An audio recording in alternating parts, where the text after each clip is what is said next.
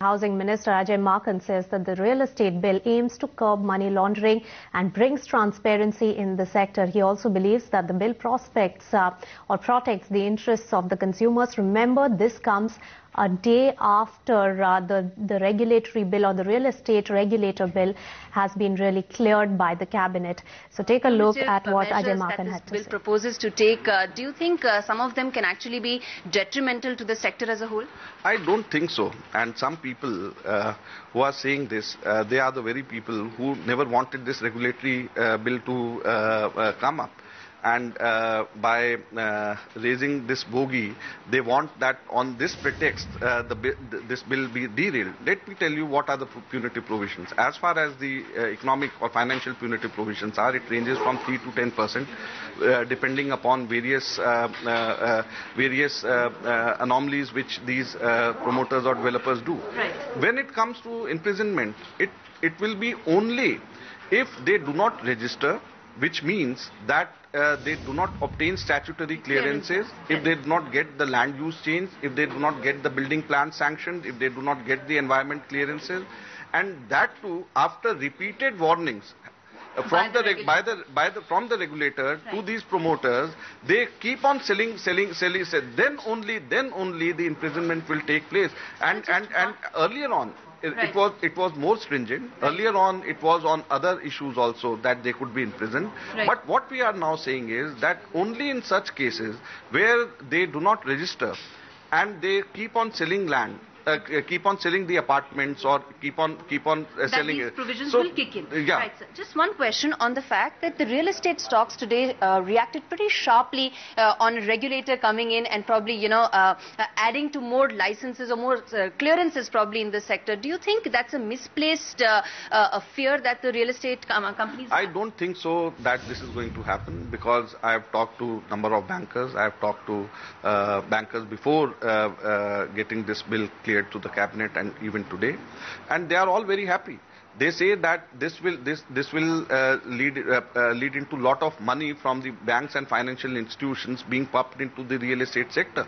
Earlier on, they were also apprehending whether the land is free from any encumbrances, whether the land is whether the developer has obtained all statutory clearances or not. Now, once a regulator there is in force, then they would be very happy that everything is clear. Right. When we are saying that the money for the construction of this project should be kept separately, it would ensure that the project will complete in time. So the bankers, they want only these two things. Right. So the bankers and financial institutions are very happy that their money would be safe, and if they are happy, then more money would be pumped in. So I don't see a problem with this kind of situation. So one question as far as the provisions that you mentioned, how much more investments do you really envisage in this sector? Because banks, financial institutions typically stay away from real estate.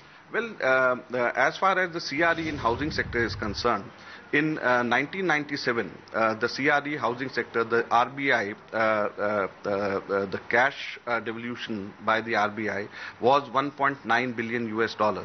In 2011, it went from $1.9 billion to $67 billion. The RBI's cash deployment in CRE sector. Right. So it is now 8% of the total devolution that the CRE housing sector takes care of.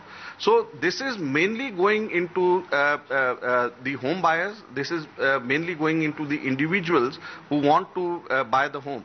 It also goes to the real estate developers also when they take money from the banks.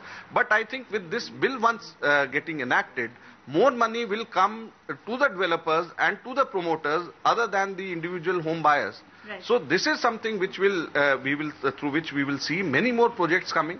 This will lead into a situation where the banks would be more than willing to fund money into this sector, because their return would be assured.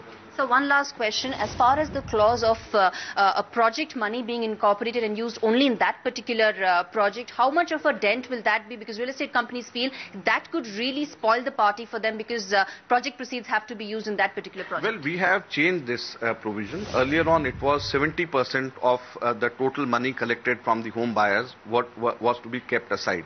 We have changed this provision. What now we have said, 70% or less only to cover construction cost.